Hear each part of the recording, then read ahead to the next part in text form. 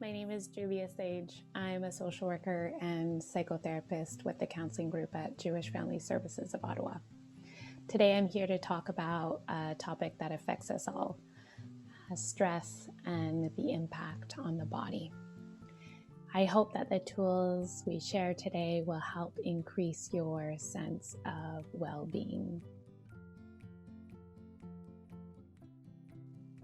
Let's talk about stress for a moment and what exactly it means to experience stress, to be stressed. What is stress to you? How does it manifest itself in your life? And if you think of other people close to you, do they experience stress in the same way?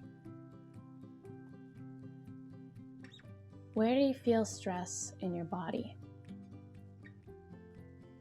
And are there any specific triggers that cause stress for you?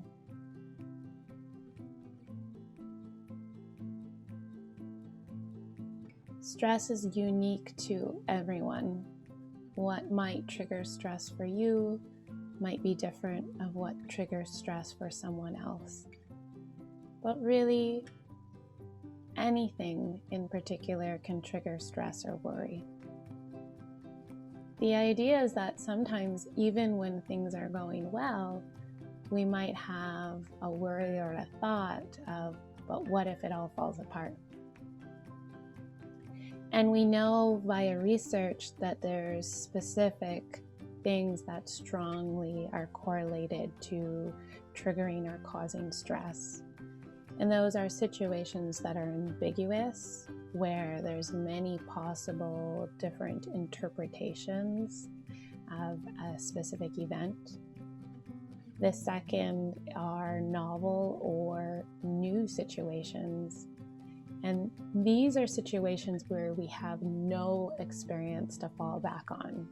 So, the recent pandemic that we've been experiencing with COVID-19 is a really good example that we can all relate to. Most of us, or all of us, have never experienced a pandemic before.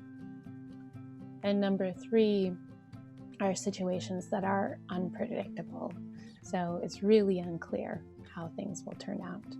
And that might be a job or a test at school. So we know that there are many different possibilities of the effects of stress, and these might be individual for each and every one of us. But we've broken these down into 4 different categories.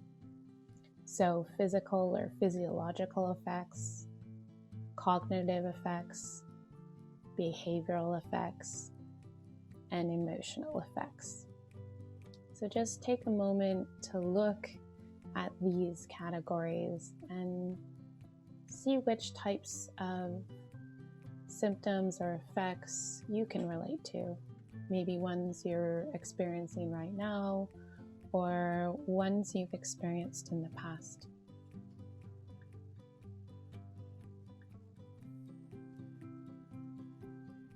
I'm going to talk just briefly about the stress response. So there's this physiological response that as humans we are primed to experience when we foresee a specific problem or threat. And so there's a problem. We experience this in the cerebral cortex, followed by the hypothalamus, which then alerts the stress response, the changes in the body. So we go through this experience of seeing the challenging event, mentally evaluating the situation, searching for ways to resolve the conflict. And as this is all happening, you are trying to deal with the event and you are mobilizing the coping survival skills that you have.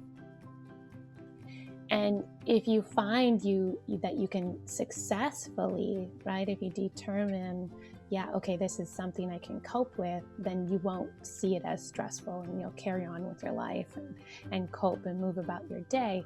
But if you conclude in some way in your mind that this circumstance outweighs your ability to cope, you may move into a stress response, also known as a fight, flight, or freeze response. We know that not all stress is bad. There's also good stress. Most of the time, good stress can be managed. And stress can actually be quite helpful in that it can stimulate and help us to achieve balance in all of the responsibilities of your life. Now, bad stress has a little bit of a different flavor.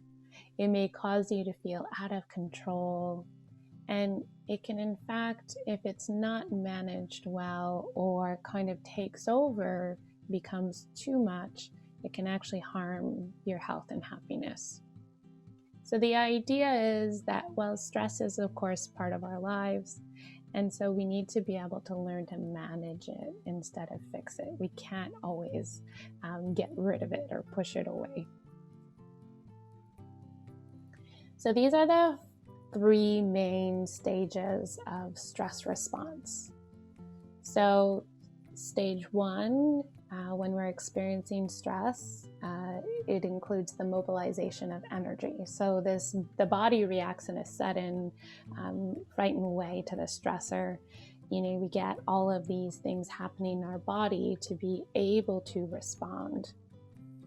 Now, what happens is if we spend too much time in stage 1 and we're under stress for any length of time, we can move into stage 2, which is this consumption of energy.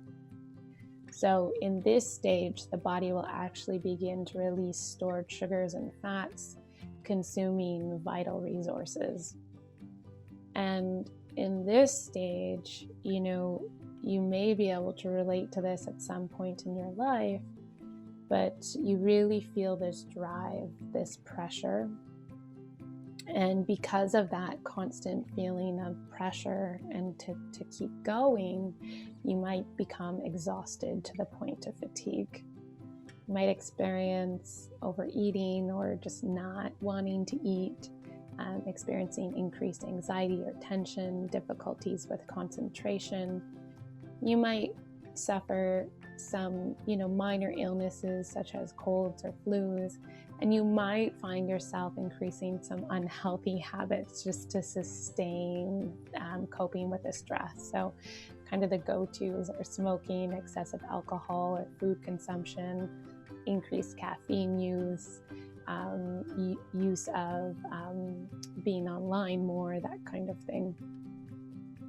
And then if the stress continues and we don't really get a break, our body doesn't get a chance to really take a step back outside of the stress, then we can get to stage 3, which is exhaustion. So this is where the body's needs for energy resources is greater than its ability to produce them, and serious illness can develop.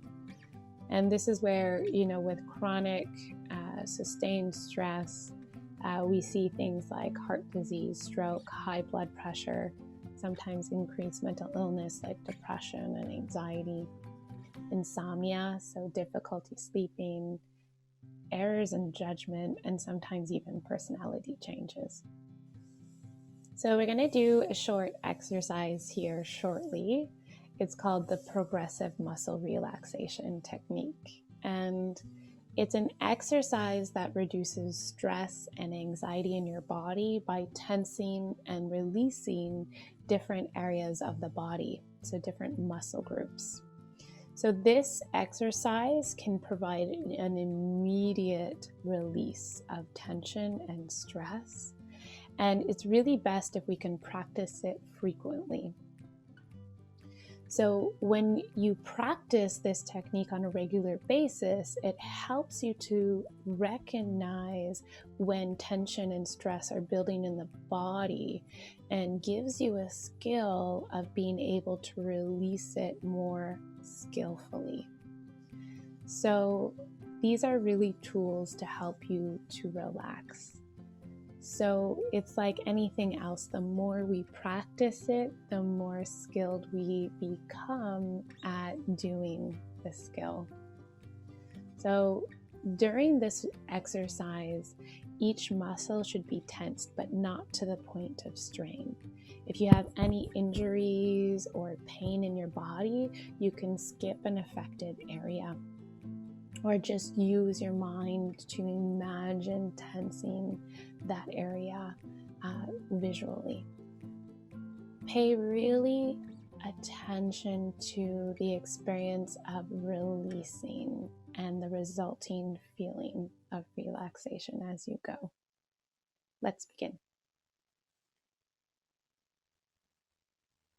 Sit back or lie down in a comfortable position. Shut your eyes if you're comfortable doing so. And begin by taking a deep breath and noticing the feeling of air filling your lungs. Hold your breath for a few seconds and release the breath slowly, letting the tension leave your body. Take in another deep breath, hold it, and slowly release the air. Even slower now. Take another deep breath, fill your lungs, and hold the air. And slowly release the breath and imagine the feeling of tension leaving your body.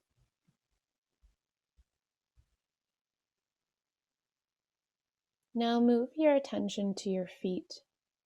Begin to tense your feet by curling your toes and the arch of your foot. Hold on to the tension and notice what it feels like. Release the tension in your foot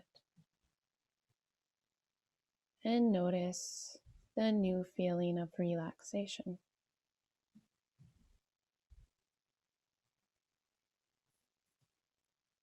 Next, begin to focus on your lower leg, tensing the muscles in your calves.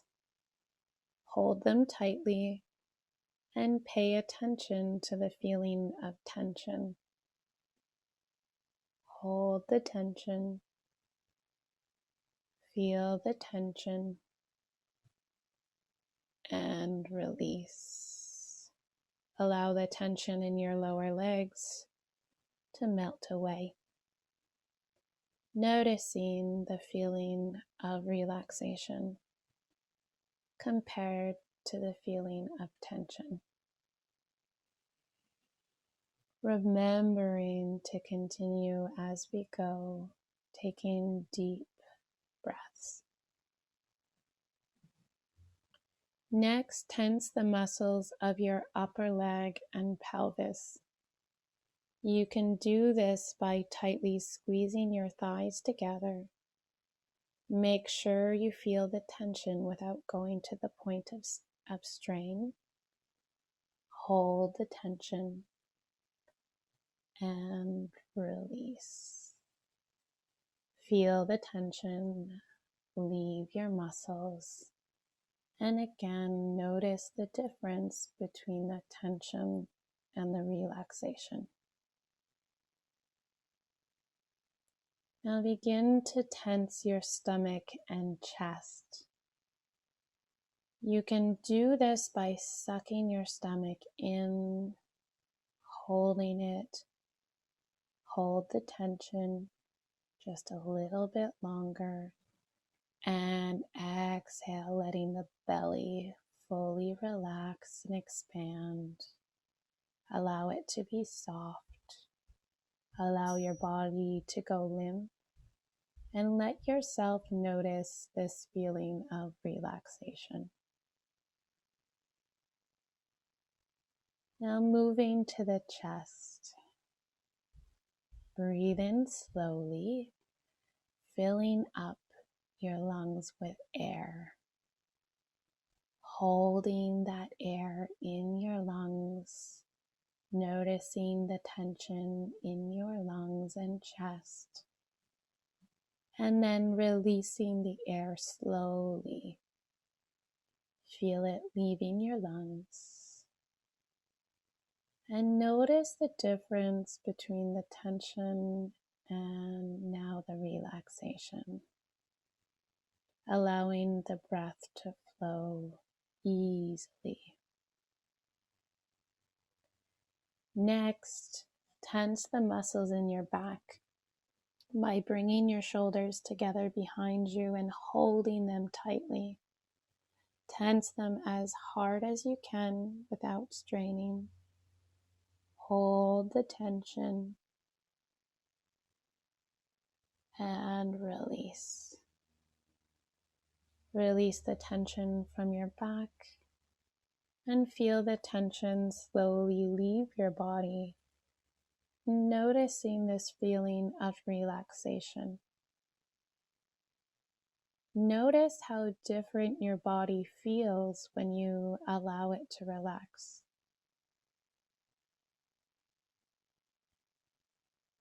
Moving now to your hands, arms, and shoulders.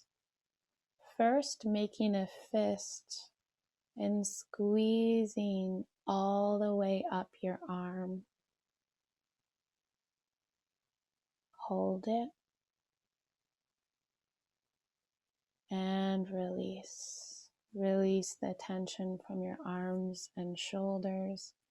And notice the feeling of relaxation in your fingers, hands, arms, and shoulders. Notice how your arms feel limp and at ease. Moving now up to your neck and your head.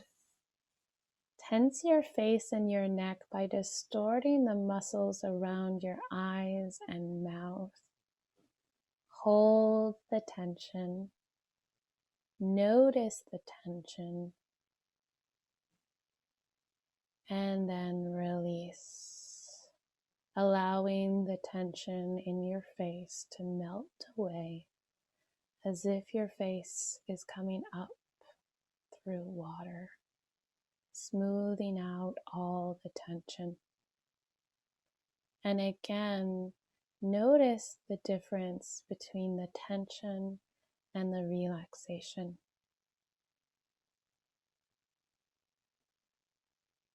And finally, now tensing your entire body, tensing your feet, your legs, your stomach, chest, arms, head, and neck.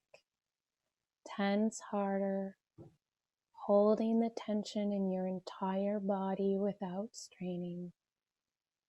Hold the tension. And then exhale, release. Allow your whole body to go limp. Pay attention to the feeling of relaxation and how different it is from the opposite, the feeling of tension.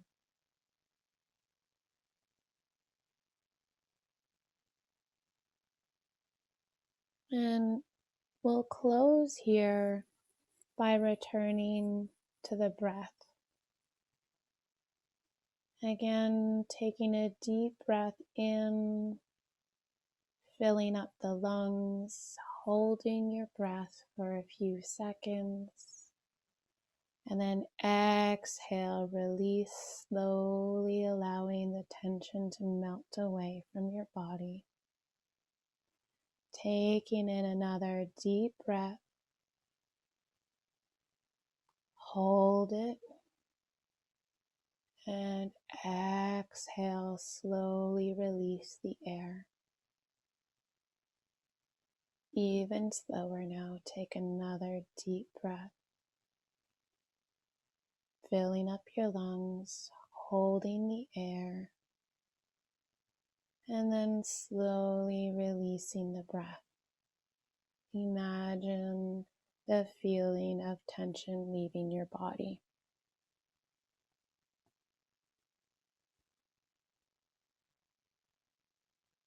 Feel free to stay here in this state and enjoy a few more moments of relaxation. Taking some time to breathe slowly and mindfully. But if you're ready and want to get up and continue your day, just take the time to begin to wake your body up by slowly moving your muscles, maybe wiggling your fingers and your toes, your wrists and your ankles, maybe nodding your head from side to side, maybe taking a big, luxurious yawn. Adjusting your body, stretching in any way that your body calls to you to do so. And open your eyes when you're ready.